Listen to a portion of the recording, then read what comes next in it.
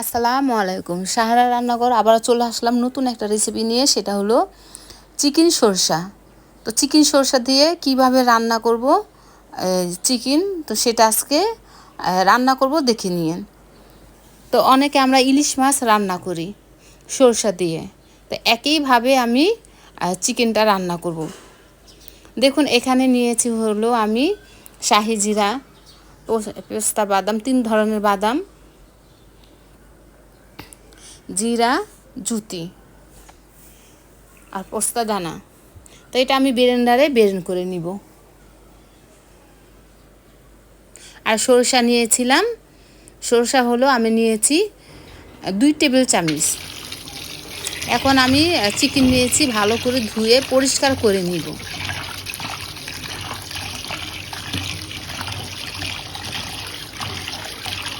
ধোয়া হয়ে গিয়েছে। এই পর্যায়ে হচ্ছে আমি লবণ আর কালার ফুড দিয়ে আমি মাখিয়ে নিব।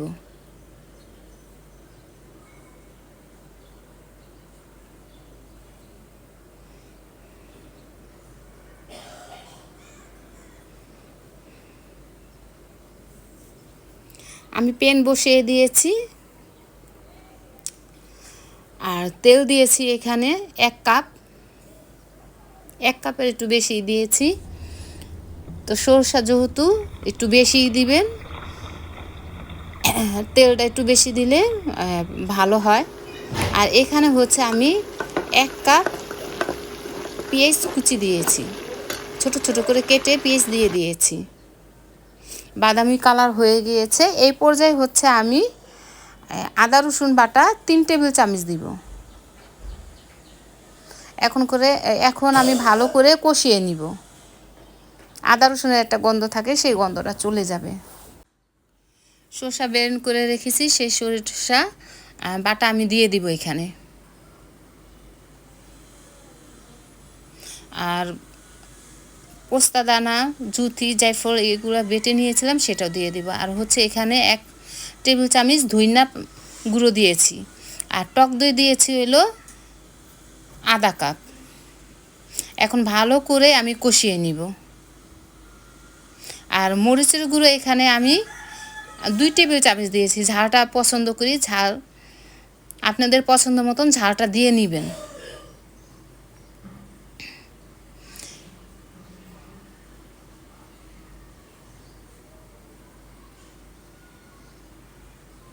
স্বাদ মতন লবণ দিয়েছি।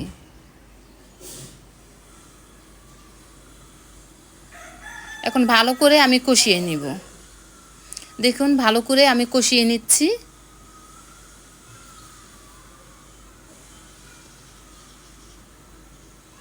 এই পর্যায়ে হচ্ছে আমি চিকেনটা দিয়ে দিব, যে চিকেনটা আমি মেখে রেখেছিলাম লবণ দিয়ে।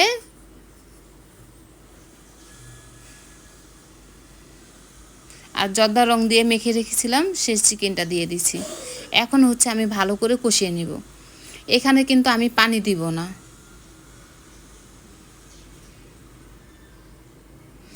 উল্টিয়ে পাল্টিয়ে দিচ্ছি। এখন একটা ঢাকনা দিয়ে আমি ঢেকে দিব। প্রথমে বাড়িয়ে দিয়েছিলাম, তারপর হচ্ছে আমি লো আঁচে রেখেছি। তেজপাতা, গরম মশলা, এলাচি, দারচিনি দিয়ে দিয়েছি। এটা আগে দিয়ে দিবেন, আমার খেয়াল ছিল না, তাই আমি এখন দিয়েছি। এখন হচ্ছে আমি গরম পানি করে রেখেছিলাম, সেই গরম পানি দিয়ে দিব। 1.5 কাপ গরম পানি আমি দিয়ে দিয়েছি। তো এই পানিতেই আমার পুরো চিকেনটা হয়ে যাবে। আর আমি একটা মুরগি পুরোটা নিয়েছি, হাত পা গিলা কলিজা সব দিয়ে দিয়েছি। ইচ্ছা হলে আপনারা নাও দিতে পারেন হাত পা। কিছুক্ষণ আমি এইভাবেই উল্টে পাল্টিয়ে নিব। কড়াই কিন্তু হয়ে গিয়েছে, আমি 5 মিনিটের মতন রাখবো। দেখুন হয়ে গিয়েছে। এই পর্যায়ে আমি নামিয়ে ফেলবো। তো এইভাবে করে কিন্তু আপনারা রান্না করে খেতে পারেন, পোলাও দিয়ে, নান রুটি দিয়ে, তন্দুর রুটি দিয়ে, ভাত দিয়ে। অসাধারণ একটা রান্না হয়েছে। আপনারা সরষা দিয়ে কখনো কি খেয়েছেন? না খেলে এইভাবে করে খেয়ে দেখুন। তো আজকে এই পর্যন্ত, আবার কোনো নতুন ভিডিও নিয়ে আসবো। আল্লাহ হাফিজ।